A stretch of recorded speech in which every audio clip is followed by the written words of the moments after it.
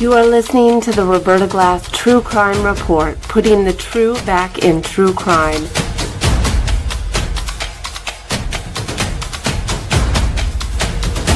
From New York City, Roberta Glass is now on the record.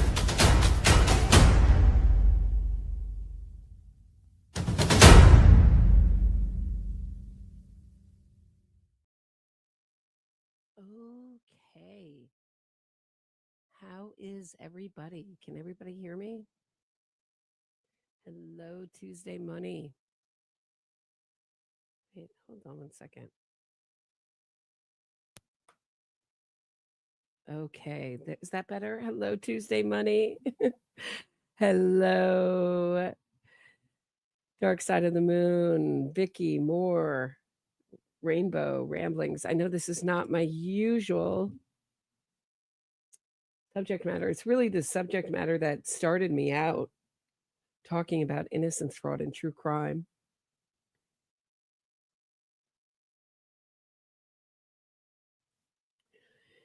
And there has been breaking news in the West Memphis Three case, the solved case of the West Memphis Three. So the West Memphis Three were convicted of killing 3 8-year-old boys on May 5th, 1993 in West Memphis, Arkansas. And when I speak of the West Memphis Three, of course, I'm talking about Jesse Misskelley, Damien Echols, and Jason Baldwin.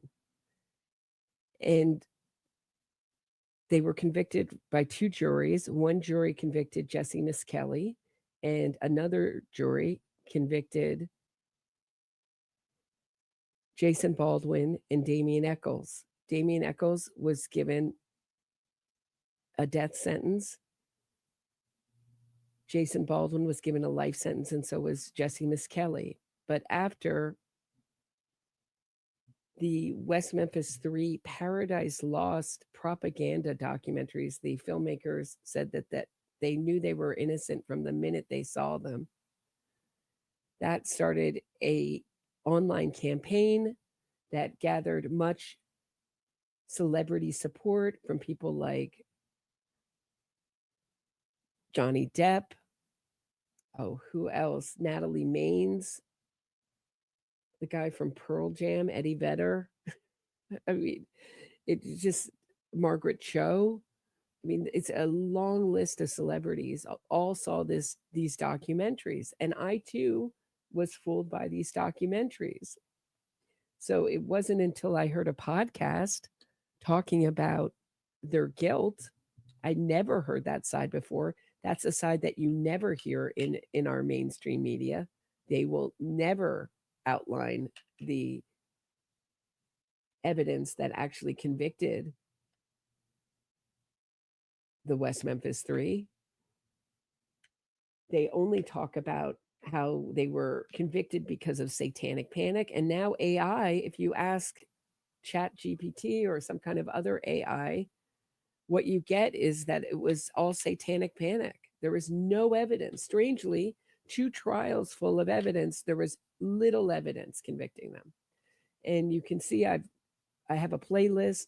I'll try to put it in the show notes about the West Memphis Three, where I have worked tirelessly to talk about the actual evidence against the West Memphis Three. And so now the breaking news, I think I sat on the lead here. The breaking news is that now they have been okayed to, Arkansas court has okayed them to do more DNA testing in this case. Now, am I opposed to DNA testing? No, but this is not a DNA case. The 3 8-year-old victims in this case were found in water. They were hogtied and thrown in water. So I would think even with MVAC technology, they're not going to find a lot of stuff, but they're only asking to test like very select items. And so what this does, I think, so well, is expose how the wrongful conviction movement uses DNA to fool the public into thinking that DNA evidence is the only evidence that matters. And I have seen DNA cases where convictions have been overturned, where there's a signed confession, video evidence. All that evidence goes out the window when there's a lack of DNA. Not that there's someone else's DNA found there, but there's just, and sometimes I question that as well. Like in the case of Stephen Avery and his assault on Penny Bernstein, the way that was done, and you can look into my videos on that. But if there is absence of DNA, that's exonerating. So if they find no DNA event that's ever going to be matched to anyone, that's exonerating. And forget all the other evidence, including testimony, including eyewitnesses, confessions, fiber evidence in this case. The knife used in the crime was found behind Jason Baldwin's trailer. And instead, they want to talk about how this is like an iffy case and we'll never know. And maybe someday it will be solved. But they still have not released the DNA evidence from 2011. Instead, they came forward and said, oh, it matches a stepfather. So they went from one grieving stepfather to the next. And they said, oh, no, we have DNA evidence that matches one stepfather when it matched millions of people. I think it's 3.5 million Americans. And that DNA report we've never seen.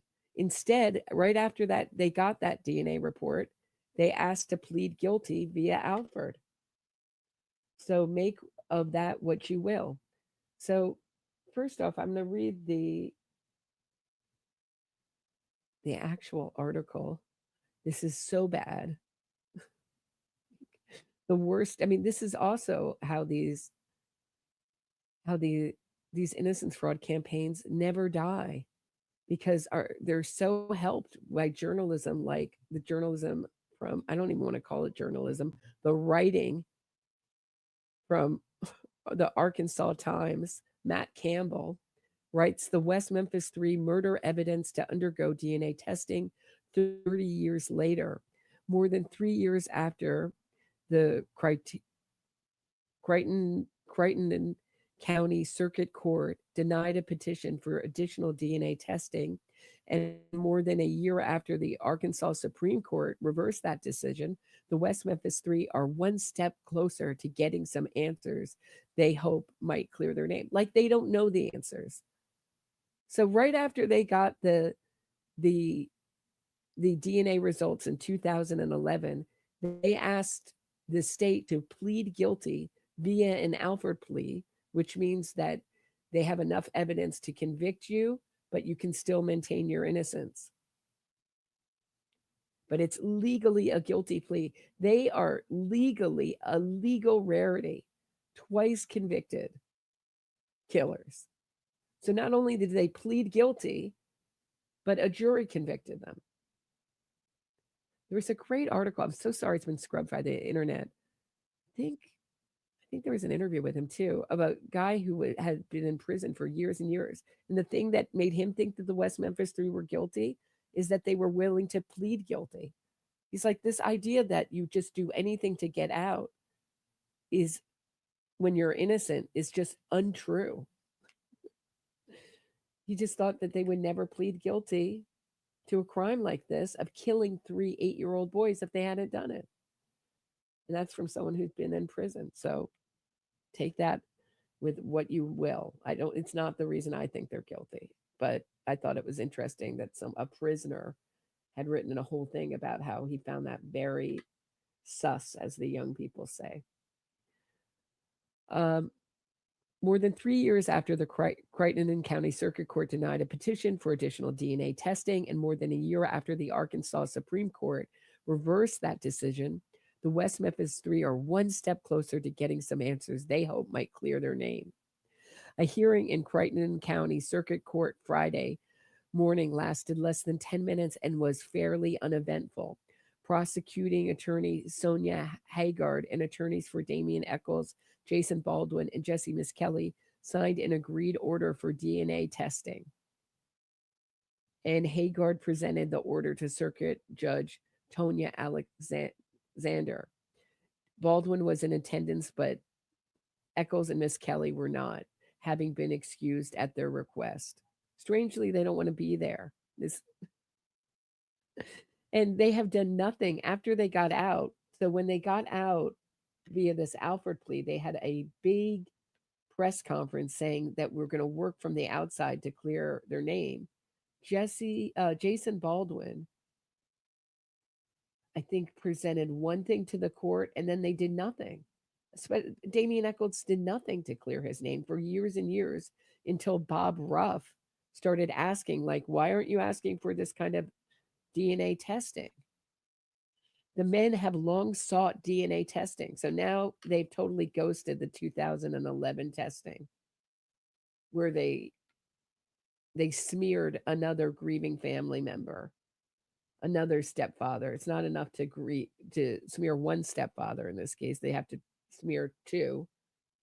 They have long sought DNA testing of evidence from their 1994 conviction under a 2011 law that allows someone convicted of a crime to file a petition to vacate and set aside a judgment if scientific evidence is not available at the time of trial, establishing the petitioner's actual innocence. With the entry of today's agreed order, that testing will now take place. The only real disagreement between the state and defendant's attorney at the hearing was over how the evidence is to be tested and will be the evidence to be tested, will be transported from West Memphis to a company that will do the testing. Haggard referred, so that's the DA, referenced a courier, but Patrick Benka, representing Echols, said it would have to be FedEx, as no independent third-party courier who could take the evidence exist in that area. Haggard said she opposed using FedEx, though she didn't say why. According to one of the attorneys, today's hearing was the first time Haggard had objected to using FedEx. So they're going to want to say that somehow that the prosecuting attorney, although she's totally on board with this farce of DNA testing, is somehow against them. That's what you're supposed to gather by that. Hold on one second, guys.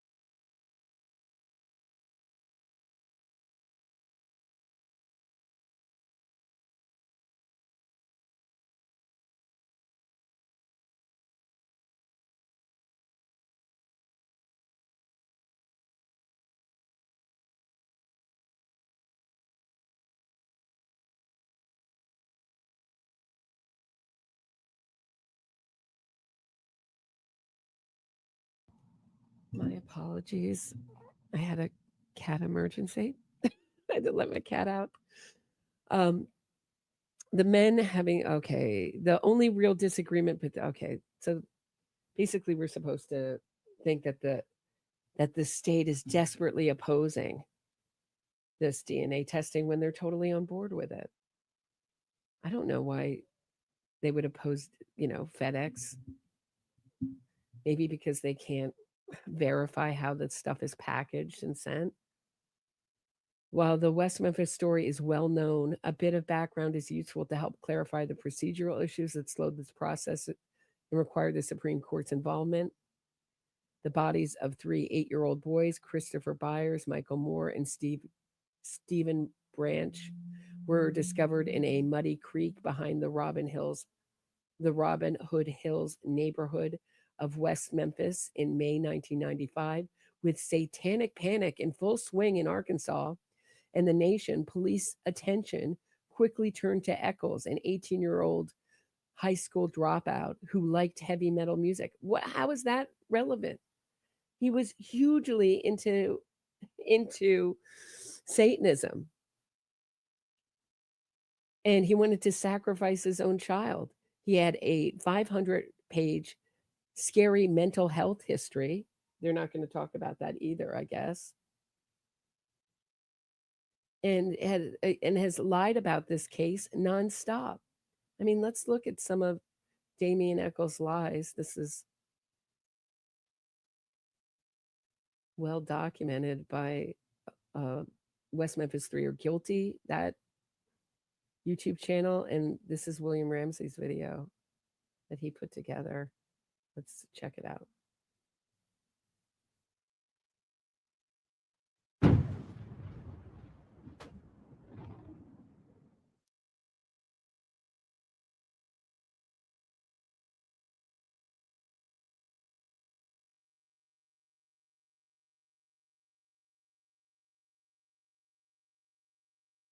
The question that some people want to say is, well, what was his alibi? What were you doing? Why would police come to you? What was your alibi? I had an entire day mapped out at that time period. You know, there were many people that had saw me. At the time that the police say the murders took place, I was actually on the phone with 3 different people. The problem was the attorneys I had at the time, the public defenders, never even called them to the witness stand, never even asked them about this kind of stuff. The claim. I was on the time that they say the murders happened, I was on the phone with 3 different people. You know, the attorneys that I had were so incompetent, it boggles the imagination. You know, I asked them, why aren't you going to call these people up on the stand so that they can testify that they were on the phone with me? And they would say, we don't need them. You know, the state's case is so weak and ridiculous as it is, there's no point in even wasting time on this.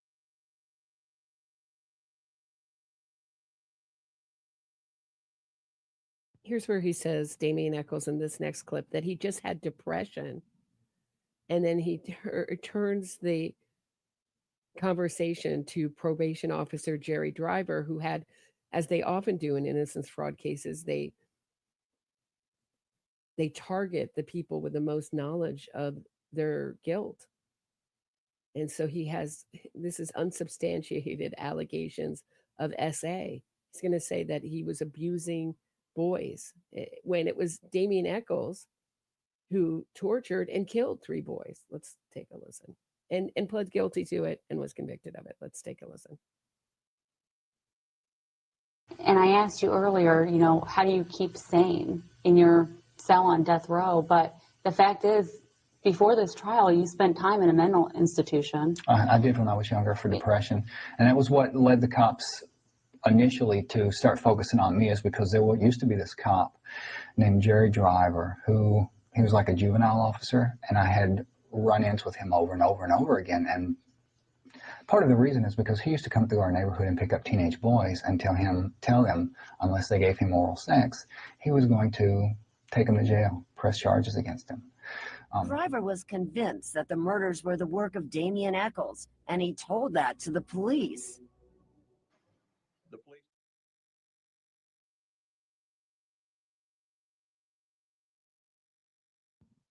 So here's a clip where he lies about having no knowledge and not being from the area where the murders took place, West Memphis. Take a listen. Back to 1993, had you, that area, that Robin Hills area, was that an area that you were familiar with or had ever been in? No. To 1993, had you, that area, that Robin Hills area, was that an area that you were familiar with or had ever been in? No.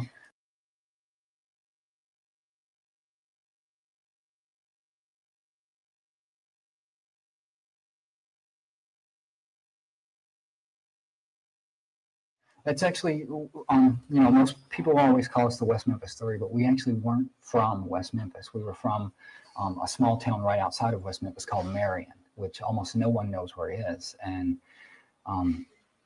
being that West Memphis is the closest thing to Maryellen, it's just sort of people look at it as being almost the same place. And all of the dealings we had were with West Memphis Police Department. So West Memphis wasn't a place that I went to a great deal of time. You know, I went to school in Marion. I lived in Marion. So I didn't really go to West Memphis a lot at all. So where these murders took place, that was not an area that No, because that would have been a residential area, a wooded area close to a residential area. You know, there weren't any, if I went to West Memphis, it would have been to do something like, say, go to Walmart, you know, go to the grocery store, something like that. So it wouldn't have been in a residential area anyway.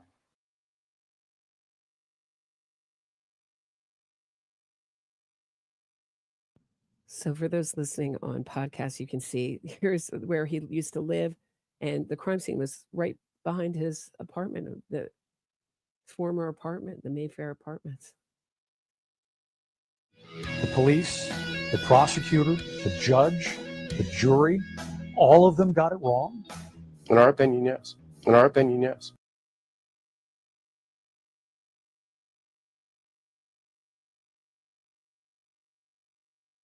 In this clip, Damien Echols conveniently omits all of Misskelley's post-conviction confessions, and we can go through those, and focuses upon inconsistencies in the original June 3rd confession, many of which were clarified the same day. He said he did it to throw the police off. It was about the stupidest thing he could do, changing the time of the crime, etc. Defense attorneys claim the confessions were coerced. He couldn't even get a single detail of the crime right. They would ask him things like, well, what time did this happen? He says, 8 o'clock in the morning. Well, they knew that was a lie. They knew it wasn't true because the kids were in school at 8 o'clock in the morning. They didn't care. Both Byers, Michael Moore, and Stevie Branch were found naked and hogtied in a West Memphis ditch.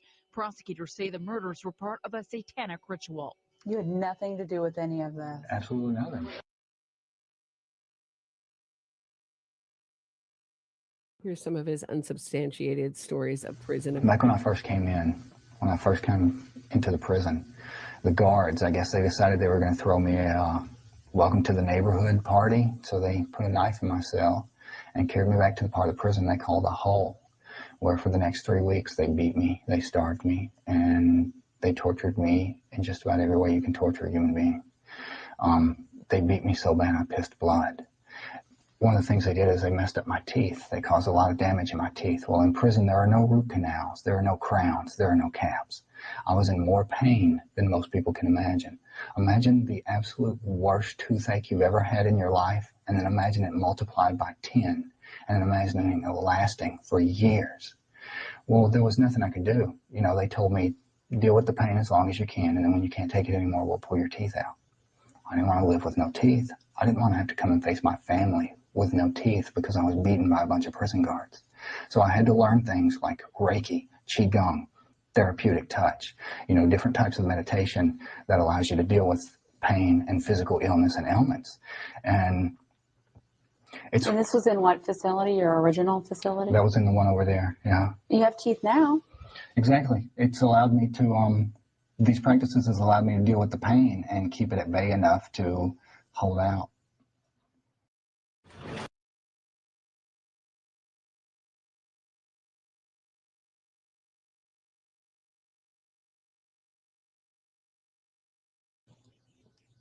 So after these boys died, how did you get pinpointed as one of the killers? Back then, you know, things have changed a lot in the almost 20 years that I've been locked up. You know, now I'll see things on television. You'll have housewives that get tattoos and nose rings and things like that. And it wasn't like that back in 1993 in small town Arkansas. Back then when this happened, what do you think it was that made the community, the state, even surrounding states, so certain that you guys were the ones that were involved in this? This was 1993. Things were a lot different back then, even than they are now. You know, now you have housewives who have tattoos. And it wasn't really like that back then, at least not in Arkansas it wasn't.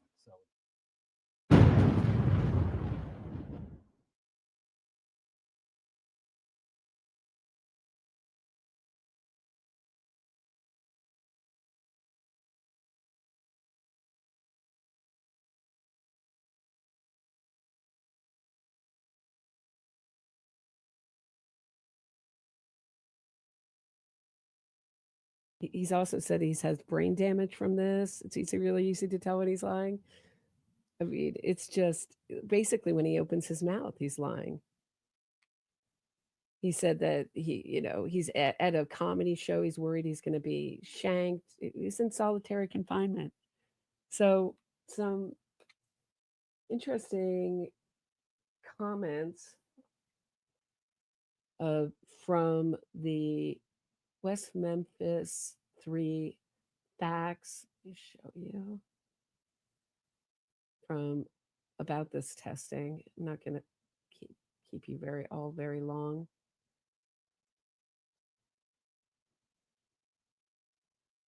But we've heard that the petition for the new DNA test, this is from the West Memphis Three Facts Facebook group. We've heard that the petition for the new DNA testing was granted this afternoon by the courts, with a judge signing an order for the items to be shipped to the Bode lab in 10 days.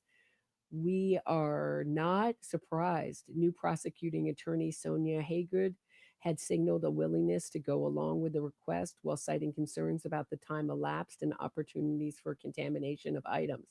They will be testing hairs and ligatures, not clothing or many other potential items. So they're picking items where they know their DNA won't be on, it sounds like, from that. The state and and I don't think it would, even if it was on it, even if they did, I mean, so much time has gone by and it was in water. I don't know if they could even find it now, but the state and the petitioners, including all three killers, reserve the right to contest results based on contamination, or they could not release them like they did the 2011 results. We are not expecting anything beyond a ball of confusion if the results are ever released. See? I mean, nobody in court, nobody in our press says, where are the results from 2011? And what have you been doing? Why does it take Bob Ruff, who's never met a convicted person that he thinks is guilty? I mean, it's just he is filled, whether it's Adnan Syed or the West Memphis Three or other killers, especially connected to the Texas Innocence Project, that he's going to go to bat for, to line his pockets and make his name on. He's never found anyone. So this was all done because Bob Ruff, the podcaster, did a deep dive thinking, oh, well, the West Memphis Three is such a celebrated case. It'll be so innocent, so easy for me to prove their innocence. But it wasn't. The Moore family they would never let them out if they thought they were guilty, which they do. They let guilty people out all the time. The Moore family attended, as did Pam Hobbs and John Mark Byers' brother. Much of the media attention today in Arkansas is on another senseless killing across the state and another devil's den besides the one in West Memphis case. Additional info can be found. So, I mean, just to give you an idea,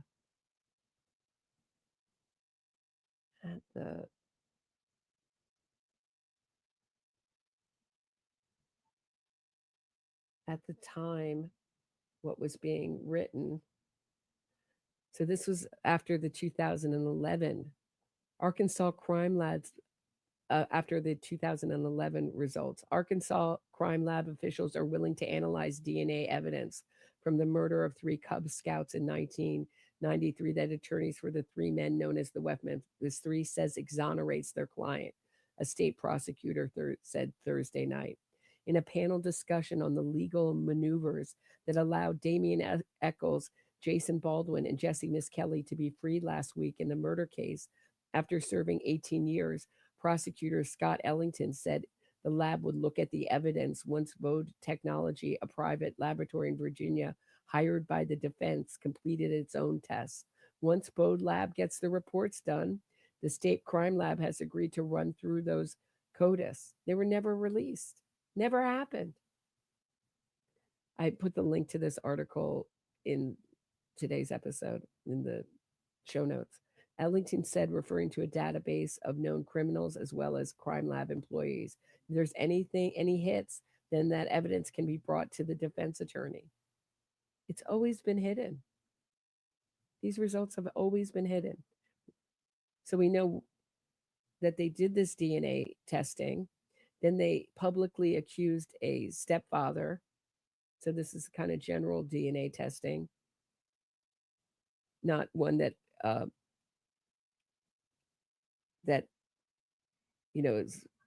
highlights a specific person.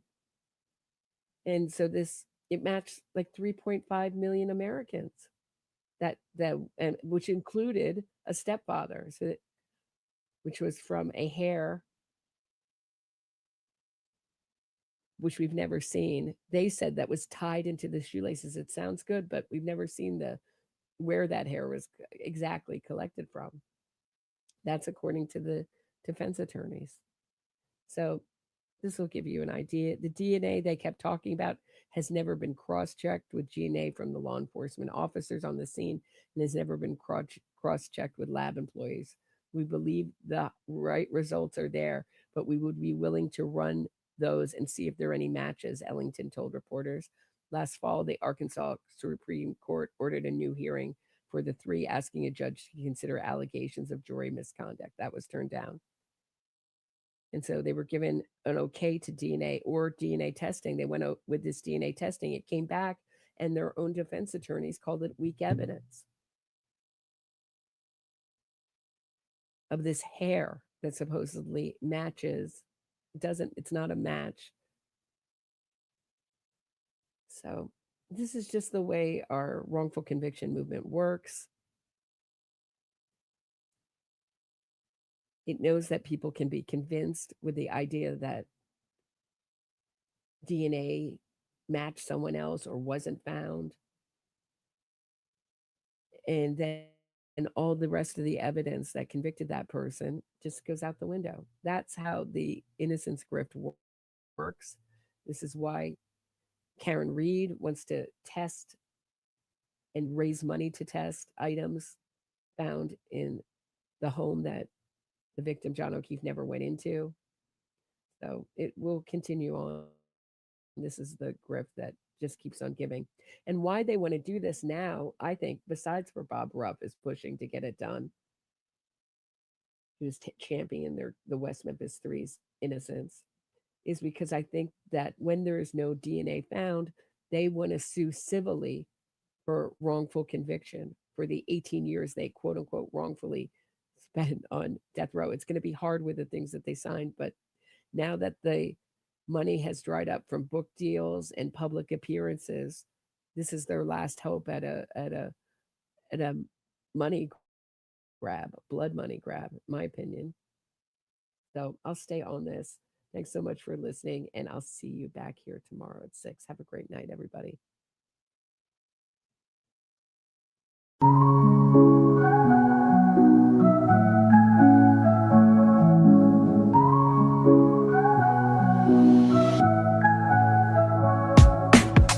Mic check, Roberta strides through the static haze.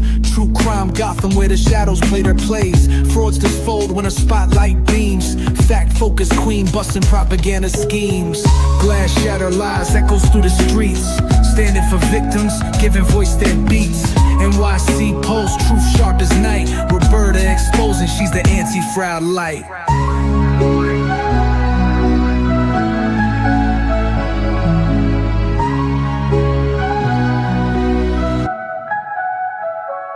Hard task warrior, dissecting state and defense. Twisted innocence, claims breaking pretense. Gotham's truth seeker cuts clean with the blade. Facts in the forefront, no justice gets swayed. Cold facts drip heavy, real talk unfurls.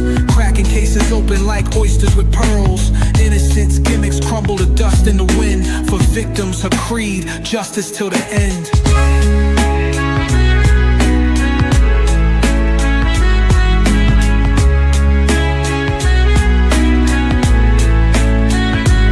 Headphones blazing, she drops heavy artillery. Narratives twisted, meet blunt object civility. Roberta got receipts that unravel the ploy, exposing the lies these fraudsters deploy.